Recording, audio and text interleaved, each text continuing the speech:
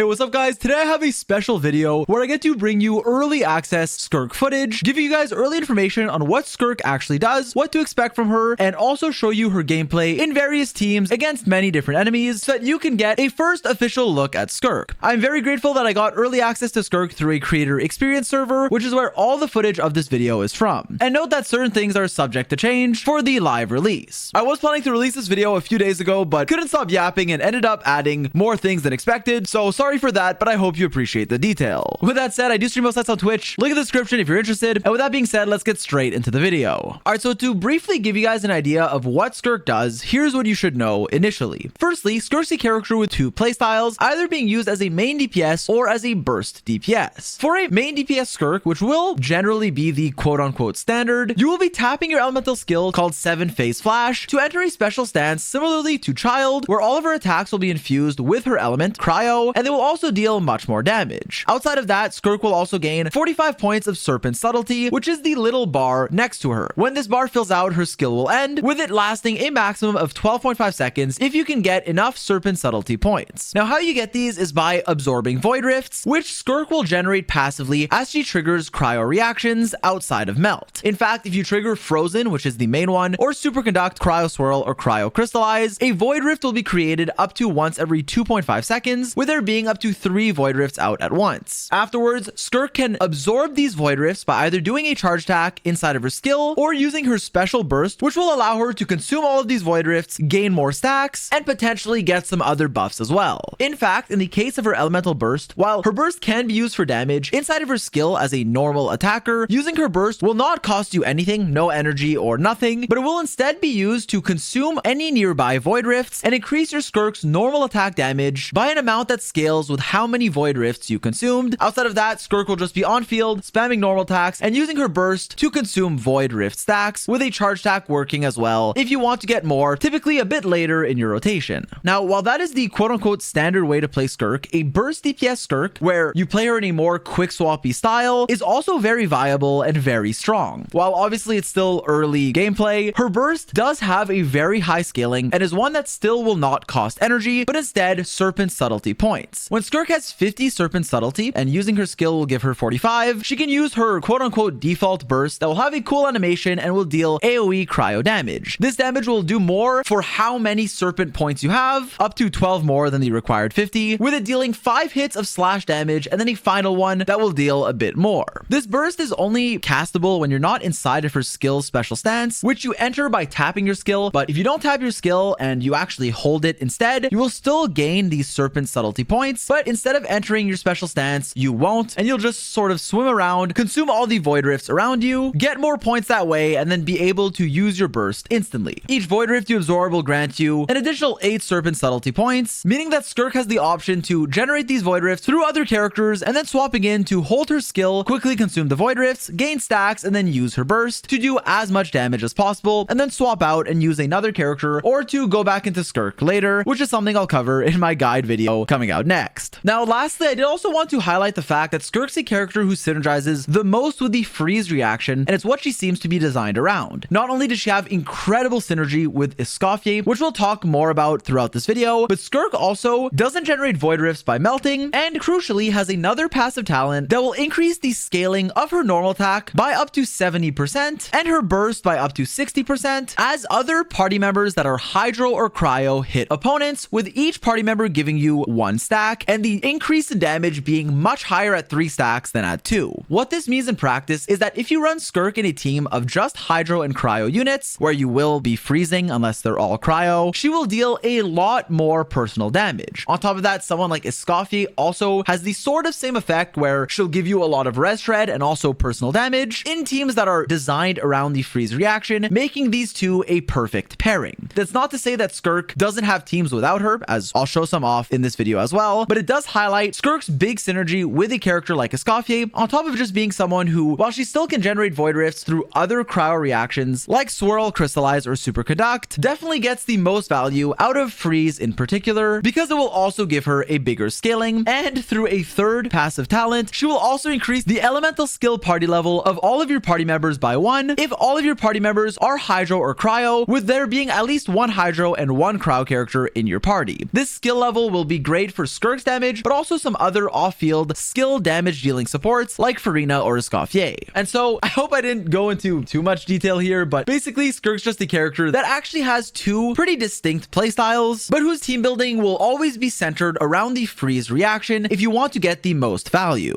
All right, now with that said, what I want to do now is give you guys a showcase of Skirk in various different teams. She's obviously someone who gravitates heavily towards the freeze reaction, and so I'll primarily be showing you her strong freeze team options, but I want to show you guys her in action in both her premium freeze teams that are incredibly strong, and also her sort of free-to-play friendly or Escoffier-less freeze teams, as well as some other variations to showcase the difference and give you guys my thoughts on her as well after we're done showing her off. Before we do that, however, for some aesthetic things that I wanted to mention, if you didn't notice, she does change outfits when you use her stance, which is pretty cool, and she can also swim, or I guess walk on water, through the dash of either her hold skill or her tap if you're holding down your right click and floating over the water. All right, now with that said, to actually show off Skirk in many different teams in various content or against multiple different enemies, we're gonna get into the showcase section. The Skirk I'm using is C0 with her signature weapon, with the build being virtually the same in every situation, high investment, signature weapon, level 9 talents, and without any 5-star constellations on any character. Keep in mind that while I can't include Abyss gameplay or footage, that will be my complete guide coming out next, where we'll be clearing floor 12 extensively with Skirk. For now though, for an early preview, let's get into it. So firstly, for my Skirk in her premium team against some random bosses, here I started against the Kongamoto, and through a standard rotation you'll see that Skirk does do a lot of damage, and I did run into the problem, as you'll see, of the enemies just dying too quickly. I didn't even have time to do a full rotation of 4 normal attack strings and utilizing the buff that my burst gives me, and by the time I started, the one boss I'm fighting is already dead. So here again in the same premium team with a Escoffier, Farina, and then a flex slot, and Skirk, as you'll see, is doing well over 100k normal attacks, with the big one being her N5. Here's over 150k, and the boss is dead before I even get into the next normal attack string. Once again, for another boss, as you can see, the normal attacks are all doing well over 100k. Some, I guess the N3 and N4 are doing a bit less, but the big ones are doing over 100, and they come out fast, and there's a lot of them. And keep in mind that there's also a burst playstyle, which we'll show off shortly. Afterwards, I got annoyed that the world bosses were dying so quickly, so I ended up fighting a local legend with, I believe, around 2 million or so HP, an overworld enemy that's just tankier, and as you can see, we managed to almost clear her in one rotation, which is really nice and honestly very impressive. Having more HP lets me show off the entire rotation. Outside of that, here's another world boss with a different team. No Escoffier or Farina here, but still relatively premium. Obviously, Escoffier is a huge damage upgrade to Skirk, but this is other good 5-star characters you can use, and my Skirk's damage is still going to be incredible. Now, keep in mind that while I am running 2 sort of hyper buffers with Sitlali and Shenhe, we are losing out on off-field damage from characters like Escoffier and Farina, who give buffs but also have good damage, but this is also another solid team option if you don't have Escoffier. Outside of that, for a more budget-friendly team, here are all 4 stars with Skirk, where Dahlia does actually provide you with some pretty valuable attack speed, and it will make your rotation a bit longer. Here, just spamming some normal attacks though, you'll see that the damage is a lot less buffed because there aren't any buffers on the team, so that's natural, but it's still fine. Not as good, but okay.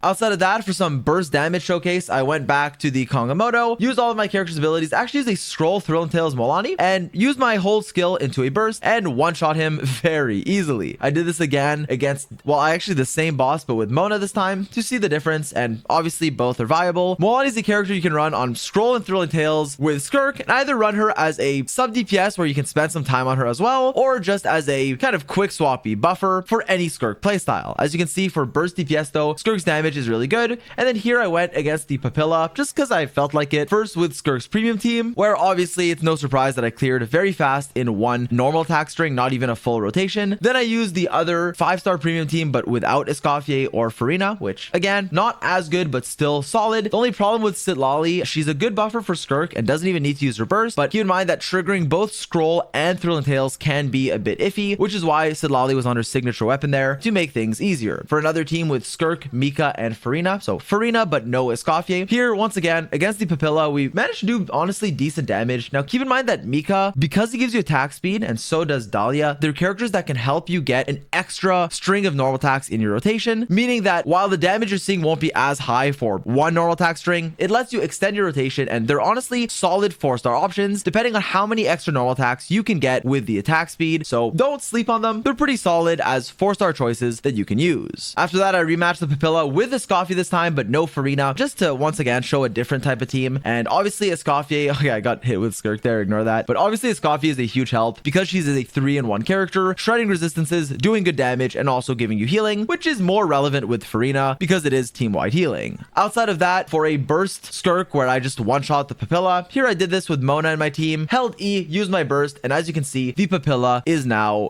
no more. With that said, that one was a little scuffed, didn't really see the damage numbers or even if I used the buffs properly, so I went against another boss just to kind of make it more visible and, you know, more I don't know.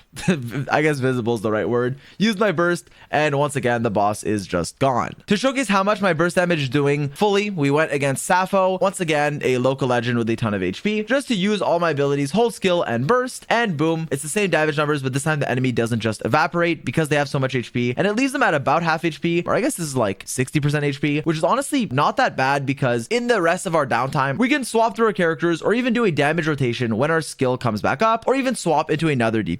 In fact, I actually wanted to showcase this sort of double DPS team, or have a DPS and use SKIRK more of a burst DPS, and that's what we did with SKIRK alongside Neuvillette. Now keep in mind that here your Neuvillette won't do as much personal damage because you have another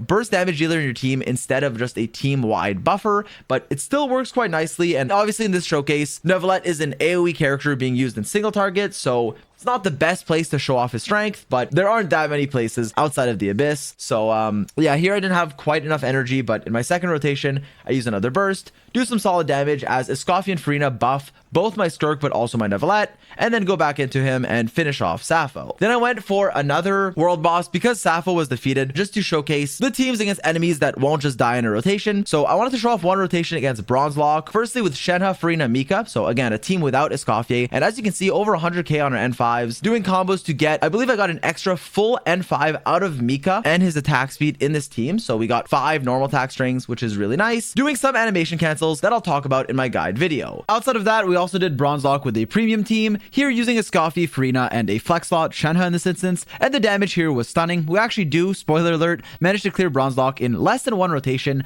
and I didn't even use my burst at the start here with SKIRK, which I should have done for more normal attack buffs. I did it after one full N5 to kind of get an animational cancel off, but I don't think it was worth the damage buff I lost. But regardless, as you saw, we did clear in less than one full rotation, which is genuinely pretty incredible. I would redo the boss a bit more optimally, but he's gone now for the whole day, and I do think the damage did speak for itself, although from another Bronzelock clear from earlier, I did manage to do a 176k normal attack when I was fully buffed, although the rest of that clear was a bit worse. Keep in mind that showcases are just to show you guys teams in action, but not to be taken as anything too serious, because whether or not you crit and how optimal you do a rotation or the gameplay itself will obviously affect what you're seeing. Alright, now with the showcase out of the way, here are my honest thoughts on SKIRK and her pros and cons. Firstly, SKIRK does have a lot of strengths. In her optimal teams, she can have incredible DPS, being what I'd consider to be one of the best DPSs in the game in her optimal scenarios. Now, keep in mind that she does have some restrictions, which we'll talk about, but she also is a character that feels better to play in practice because of the fact that she has different playstyles and her damage can actually be very front-loaded. While she can be played as both a main DPS or a burst DPS, and both of them are very strong and viable, what ends up happening is that SKIRK can actually counter a lot of enemies or perform a lot better in situations that might be unfavorable for many teams. For example, against enemies that take a lot of time where they're invulnerable or highly resistant, well, SKIRK can take that time to set up and potentially hold her skill and get some stacks ready to start the next rotation with a burst. And even for content where you start with some stacks ready at the beginning of your rotation, SKIRK can opt to do a burst outside of her skill since she already has stacks, deal a ton of damage from her strong burst, and then still be able to enter her skill, losing out on a bit of damage bonus from not absorbing void rifts with her special burst, but it's really not that much, and still get a turbocharged rotation, which can help clear, for example, an abyss chamber by getting more damage in practice than any quote-unquote standard rotation. SKIRK can also modify her rotations to finish off enemies by switching her playstyle up a bit. If you're playing SKIRK, for example, as a main DPS, but notice that after your first rotation, the enemy is relatively low HP and you don't need a full another rotation, you can still use all of your support characters, but then when you swap to SKIRK, you can opt to hold your skill and use your burst instead of tapping your skill and normal attacking to to finish off an enemy, front loading all of your damage instead of spending 10 seconds or so normal attacking. What this means in practice is that in a lot of content, SKIRK can be flexible and better in certain situations, better in practice, which I think helps make the character feel really nice to play because of her flexibility in playstyle and rotations. Outside of just that though, SKIRK is also a character that has some advantages build-wise, which again I'll cover in the guide, but while she does have a new set that's designed for her, she can also run the Marechaussee Hunter set with Farina, who's one of her best supports, and the Marechaussee Hunter set is a lot more efficient to farm generally, and it's an older set that's also in the strong box, that's very versatile, and that many of you may already have by now.